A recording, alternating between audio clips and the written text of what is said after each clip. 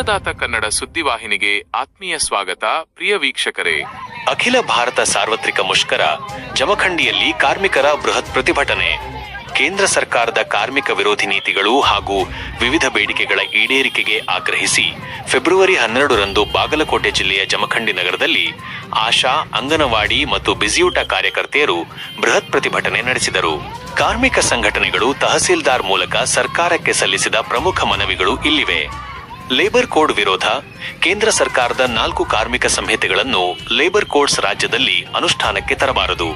ಆಶಾ ಕಾರ್ಯಕರ್ತೆಯರ ವೇತನ 2025ರ ಜನವರಿಯಲ್ಲಿ ಘೋಷಿಸಿದ 10,000 ರೂಪಾಯಿ ಮಾಸಿಕ ಗ್ಯಾರಂಟಿ ವೇತನವನ್ನು ಕೂಡಲೇ ಜಾರಿಗೊಳಿಸಬೇಕು ಮತ್ತು 2026ರ ಬಜೆಟ್ನಲ್ಲಿ ಗೌರವಧನ ಹೆಚ್ಚಿಸಬೇಕು. ಅಂಗನವಾಡಿ ಮತ್ತು ಬಿಸಿಯೂಟ ಸಿಬ್ಬಂದಿ ಇವರಿಗೆ ನೌಕರರ ಸ್ಥಾನಮಾನ ನೀಡುವವರೆಗೆ ಕನಿಷ್ಠ ವೇತನ, ಪಿಎಫ್, ಇಎಸ್ಐ ಸೌಲಭ್ಯ ಒದಗಿಸಬೇಕು. ಸಮಾನ ಕೆಲಸ, ಸಮಾನ ವೇತನ, ಗುತ್ತಿಗೆ ಮತ್ತು ಹೊರಗುತ್ತಿಗೆ ನೌಕರರನ್ನು ಖಾಯಂಗೊಳಿಸಬೇಕು ಹಾಗೂ ಸಮಾನ ಕೆಲಸಕ್ಕೆ ಸಮಾನ ವೇತನ ನೀಡಬೇಕು. ಕನಿಷ್ಠ ವೇತನ ಜಾರಿ. 2022ರಿಂದ ಪೂರ್ವಾನ್ವಯವಾಗುವಂತೆ ಪರಿಷ್ಕೃತ ಕನಿಷ್ಠ ವೇತನವನ್ನು ಜಾರಿಗೊಳಿಸಬೇಕು. ಕಟ್ಟಡ ಕಾರ್ಮಿಕರ ಕಲ್ಯಾಣ ಮಂಡಳಿಯ ಸೌಲಭ್ಯಗಳನ್ನು ಹೆಚ್ಚಿಸಿ ಅವು ಕಾರ್ಮಿಕರಿಗೆ ಸುಲಭವಾಗಿ ತಲುಪುವಂತೆ ಮಾಡಬೇಕು. ಈ ಹೋರಾಟದಲ್ಲಿ ಜಿಲ್ಲೆಯ 100 ಕಾರ್ಯಕರ್ತೆಯರು ಭಾಗವಹಿಸಿದ್ದರು. ಪದಾಧಿಕಾರಿಗಳು: ಆಶಾ ಕಾರ್ಯಕರ್ತೆಯರ ಸಂಘ ಎಬಿ ಕುಂಬಾರ, ಅಧ್ಯಕ್ಷರು ಎಸ್ಬಿ ಜಂಬಗಿ, ಕಾರ್ಯದರ್ಶಿ ಬಿಸಿಯೂಟ ವಿಭಾಗ ಕೆಎಂ ಅಂಗಡಿ, ಅಧ್ಯಕ್ಷರು ಎಸ್ಎನ್ ಪಾಟೀಲ, ಕಾರ್ಯದರ್ಶಿ.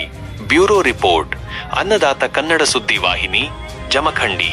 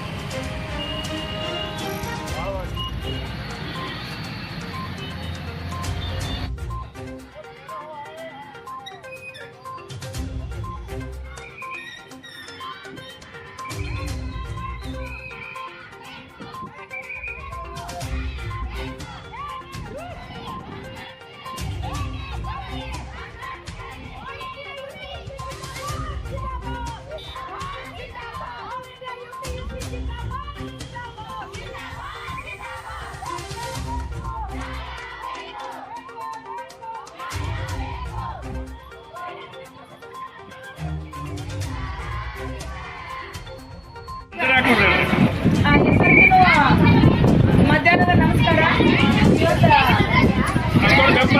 ಸಾರ್ವತ್ರಿಕ ಮುಷ್ಕರ ಕಾರ್ಯಕ್ರಮ ಇದು ನಾವು ಯಶಸ್ವಿಯಾಗಿ ಪಡೆದುಕೊಂಡಂತ ಒಂದು ಹೋರಾಟ. ವೈದ್ಯಕೀಯ ಕಾಲೇಜಿನನ್ನು ನಾವು ಬಿಜಾಪುರದಲ್ಲಿ ಪ್ರಪ್ರಥಮವಾಗಿ ಪಡೆದುಕೊಂಡಿದ್ದೇವೆ. ಇದು ನಮ್ಮ ಯಶಸ್ವಿ ಕಮ್ಯುನಿಸ್ಟ್ ಪಕ್ಷ ಹಾಗೂ ಆಲ್ ಇಂಡಿಯಾ ಯುಟಿಸಿ ಪಕ್ಷದಿಂದ ಈ ಒಂದು ವೈದ್ಯಕೀಯ ಕಾಲೇಜನ್ನು ನಾವು ಬಿಜಾಪುರದಲ್ಲಿ ಈ ಒಂದು ಉಳಿಸಿಕೊಳ್ಳದಿರುವ ಸರ್ಕಾರಕ್ಕೆ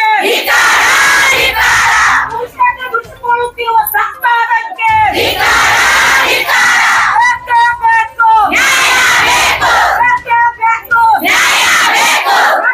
ಹೋರಾಟ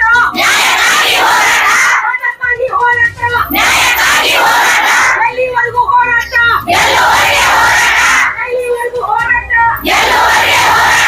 ಆಶಾ ಹಾಗೂ ನುಡಿ ಕಾರ್ಯಕರ್ತೆ ಹೋರಾಟ ಚಿರಾಯುವಾಗಲಿ. ಆಲ್ ಇಂಡಿಯಾ ಯುಟಿಯುಸಿ ಜಿಂದಾಬಾದ್, ಜಿಂದಾಬಾದ್. ಆಲ್ ಇಂಡಿಯಾ ಯುಟಿಯುಸಿ ಜಿಂದಾಬಾದ್, ಜಿಂದಾಬಾದ್.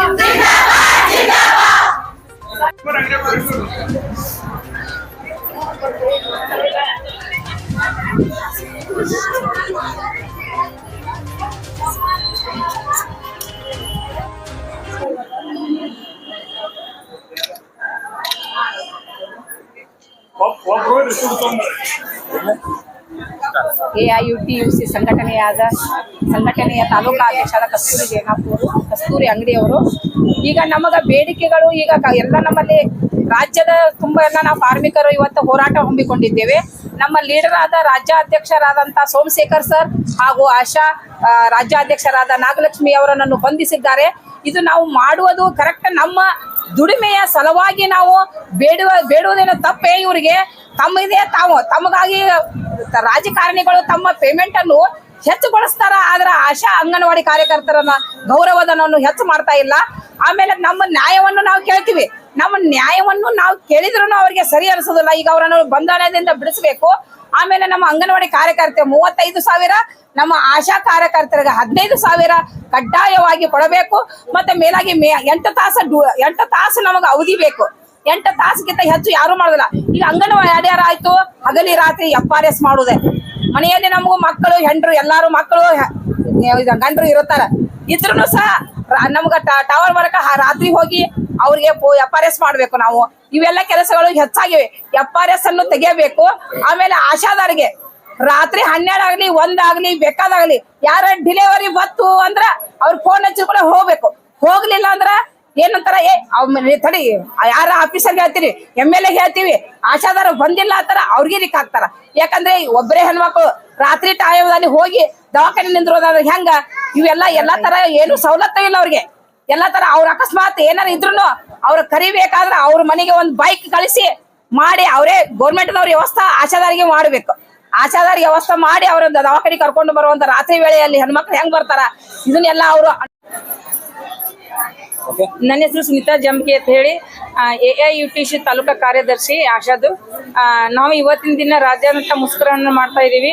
ಇದು ಇಲ್ಲಿವರೆಗೂ ನಮ್ಮವರೆಲ್ಲ ಹೇಳ್ಯಾರ, ಆದ್ರೂ ಕೂಡ ಏನ್ ನಮ್ಮ ನಾಗಲಕ್ಷ್ಮಿ ಮೇಡಮ್ ಅವ್ರ ಆಶಾ ಕಾರ್ಯಕರ್ತರದ ರಾಜ್ಯದ ಕಾರ್ಯದರ್ಶಿ ಹಾಗೂ ನಮ್ಮ ಸೋಮಶೇಖರ್ ಸರ್ ಅವ್ರನ್ನ ಏನು ಬಂಧನೆ ಮಾಡ್ಯಾರಲ್ಲ, ಈಗ ಈ ಸರ್ಕಾರದವ್ರು ಏನ್ ಬಂಧನೆ ಮಾಡಲ್ಲ, ಅವ್ರನ್ನ ಈಗ ಬಿಡ್ಲಿಲ್ಲಪ್ಪ ಅಂತಂದ್ರ ನಮ್ಮ ಎಲ್ಲಾ ರಾಜ್ಯದ ಎಲ್ಲಾ ಆಶಾ ಕಾರ್ಯಕರ್ತರು, ಅಂಗನವಾಡಿ ಕಾರ್ಯಕರ್ತರು ಇದ್ರ ಕುರಿತು ನಾವು ಅಗ್ರ ಹೋರಾಟ ಮಾಡ್ತೀವಿ. ಅವ್ರನ್ನ ಸದ್ಯದಲ್ಲೇ ಬಿಡುಗಡೆ ಮಾಡ್ಬೇಕು ಸರ್ಕಾರ.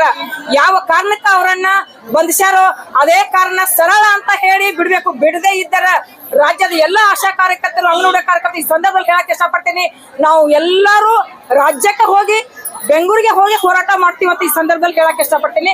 ಇದ್ರ ಜೊತೆನೆ ನಮ್ಮ ಆಶಾ ಕಾರ್ಯಕರ್ತರಿಗೆ ಹೇಳಿದ್ರು, ಏನ ರಾತ್ರಿ ಎಲ್ಲ ನಾವು 24 ಗಂಟೆ ಕೆಲಸ ಮಾಡಬೇಕು, ರಾತ್ರಿ ಎಲ್ಲ ಹೋಗ್ತೀವಿ, ನಮ್ಗೆ ಯಾವ ಭದ್ರತೆನೂ ಇಲ್ಲ. ಯಾವ ಪೇಷಂಟ್ಗಳು ಫೋನ್ ಹಚ್ತಾರೋ ನಾವು ಹೋಗ್ಲೇಬೇಕು.